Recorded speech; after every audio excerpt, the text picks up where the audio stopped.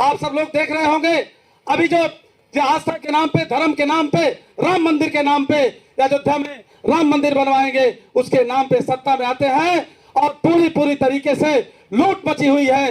ये भारतीय जनता पार्टी के लोग मंदिर का जो चढ़ावा है उसको लूटने में व्यस्त है और उनके समर्थक जो दल हैं वो टिकट सेटिंग करने में व्यस्त है कि 5 करोड़ में सेट करना है कि 7 करोड़ में सेट करना है। यह यूपी राजभर पंचायती राज मंत्री है, लेकिन पंचायती राज मंत्री के रहते हुए पूरे उत्तर प्रदेश को धोखा दिया ये कह करके कि पंपलेट छपवाया जा रहा है, पर्चा छपवाया जा रहा है, चुनाव समय पे होगा। लेकिन उसके बाद भी ये इतना बेहया है कि इसका कोई जवाब नहीं है, समय पर चुनाव नहीं कराया। क्योंकि भारतीय जनता पार्टी ये बात जानती है, ये बात समझती है कि माननीय नेताजी मुलायम सिंह यादव जी ने जो हम लोगों को पंचायत में आरक्षण दिया था 73वें संविधान संशोधन के माध्यम से, अनुच्छेद 243 से संशोधन करके ये व्यवस्था की गई थी कि एक राज्य निर्वाचन आयोग का गठन किया जाएगा और राज्य निर्वाचन आयोग का काम सिर्फ ये होगा कि पंचायत चुनाव समय पर कराने का काम करेंगे। अभी आप सब लोग इस बात को जानते हैं कि देश भारत के अंदर छत्रपति साहूजी महाराज को आरक्षण का जनक कहा जाता है और वही व्यवस्था अनुच्छेद 16 में बाबा साहब ने दिया, लोक नियोजन में अवसर की समानता, और 16 खंड 4 में जिनकी समाज में पर्याप्त भागीदारी नहीं है, शिक्षा और सामाजिक दृष्टि से जो पिछड़े उनको आरक्षण की व्यवस्था की गई। उसी क्रम में समाज में जो देश के अंदर जितने प्रतिष्ठान हैं उन सभी प्रतिष्ठानों में जो सरकारी संस्थान हैं उनमें आरक्षण की व्यवस्था की गई। लेकिन जो मौजूदा सरकार है, भारतीय जनता पार्टी की जो सरकार है, ये पूरे देश को बेच रही है। उसके साथ साथ देश के जितने प्रतिष्ठान हैं सबका निजीकरण कर रही है, सरकारी संस्थानों को बंद कर रही है या उसको पूंजीपतियों के हवाले बेच दे रही है। ऐसे हालात में जब आपके पास लोक नियोजन रहेंगे ही नहीं, सरकारी संस्थान रहेंगे ही नहीं, तो आरक्षण स्वतः ही आपका समाप्त हो रहा है। यह बात आपको समझने की जरूरत है।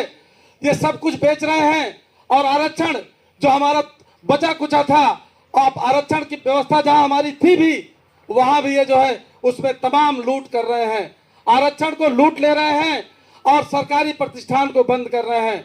ऐसे हालात में, ऐसी परिस्थितियों में हम सबको मिलकर के भारतीय जनता पार्टी को हराने की जरूरत है, इसको सत्ता से बेदखल करने की जरूरत है। आप सब लोग देख रहे होंगे अभी जो आस्था के नाम पे, धर्म के नाम पे, राम मंदिर के नाम पे, अयोध्या में राम मंदिर बनवाएंगे उसके नाम पे सत्ता में आते हैं और पूरी तरीके से लूट मची हुई है। ये भारतीय जनता पार्टी के लोग मंदिर का जो चढ़ावा है उसको लूटने में व्यस्त है और उनके समर्थक जो दल हैं वो टिकट सेटिंग करने में व्यस्त है कि 5 करोड़ में सेट करना है कि 7 करोड़ में सेट करना है। यह यूपी राजभर पंचायती राज मंत्री है, लेकिन पंचायती राज मंत्री के रहते हुए पूरे उत्तर प्रदेश को धोखा दिया ये कह करके कि पंपलेट छपवाया जा रहा है, पर्चा छपवाया जा रहा है, चुनाव समय पे होगा। लेकिन उसके बाद भी ये इतना बेहया है कि इसका कोई जवाब नहीं है, समय पर चुनाव नहीं कराया।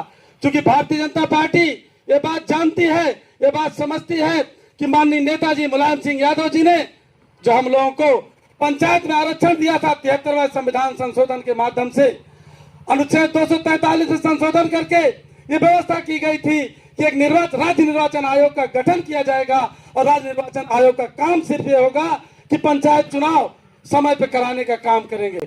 लेकिन भारतीय जनता पार्टी के लोगों ने नहीं किया है काम। इसलिए नहीं किया कि उनको इसके पहले जब आप कल्पना करेंगे, जो हमारे पुराने लोग हैं जानते होंगे कि प्रधानी जिसके घर में रहती थी आजीवन उसी के घर में रहती थी, प्रमुखी जिसके पास रहती थी उसी के पास रहती थी। लेकिन धन्य हो माननीय नेताजी मुलायम सिंह जी का, जिन्होंने 73वां संविधान संशोधन लागू करके उत्तर प्रदेश के अंदर पंचायती राज व्यवस्था को लागू किया और गरीब से गरीब के लोग प्रधान, बीडीसी, जिला पंचायत प्रमुख बनने लगे। ये बीजेपी को नहीं सुहाया, इसने जो है किसी न किसी तरीके से पंचायत चुनाव को टालने का काम किया। और अगर कोर्ट ने बहुत दबाव नहीं बनाया तो मैं दावे के साथ कह रहा हूं कि 27 चुनाव अगर पार हो गया तो फिर पंचायत चुनाव नहीं कराएंगे। इससे आप लोग सावधान हो जाइए।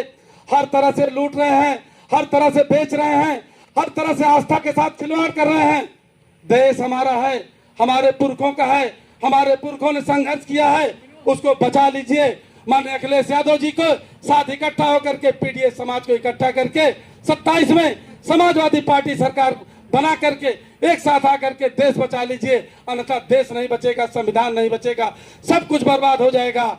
इन्हीं शब्दों के साथ मैं एक छोटी सी बात, जो हमारे नेताजी ने, अभी हमारे बड़े भाई ने कहा, हृदय राम वर्मा जी ने, कि रात रात हम लोग मीटिंग करते थे, एकदम सही बात इन्होंने कहा। और इन्होंने जो बाम सेव के बारे में बात किया था, उस पर चूंकि अधूरी बात है, इन्होंने कहा था हम उसको पूरा कर दे। बाम सेव के लोग उसमें मार खाए, और मार खाने के बाद ये तय नहीं हो पा रहा था कि FIR की जाए कि न की जाए। हम जाकर के कूड़े भार थाने में गए, थानेदार के पास बैठ गए, हमको FIR करना है। थानेदार ने कहा कि ये लोग बहुत उल्टा पुल्टा बोले हैं। हम कहे उल्टा पुल्टा बोले हैं, इनको कानून सजा दे, लेकिन ये कौन सी बात है कि गांव के लोग गुंडा इकट्ठा होकर के सजा देने का काम करेंगे? ऐसा नहीं हो सकता, FIR होनी चाहिए। जब उसने कहा कि ठीक है FIR कर रहे हैं, एक एप्लीकेशन लिखो, तो वह पीछे देखने लगा, तो पीछे सब लोग गायब थे।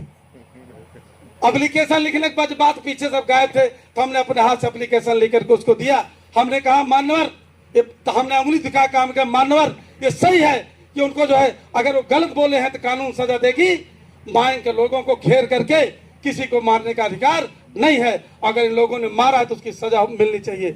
तो इस तरह की बातें हम लोगों ने किया है। और अभी हमारा समय पूरा हो गया। मैं समय पूरा होने के बाद बिल्कुल भी एक शब्द भी नहीं बोलता, क्योंकि मैं मानता हूं अगर कोई दूसरे का समय लेता है तो निश्चित रूप से वो हक मारता है। हम हक मारने वालों में से नहीं है। बहुत बहुत धन्यवाद। जय भीम, जय फूलन, जय समाज।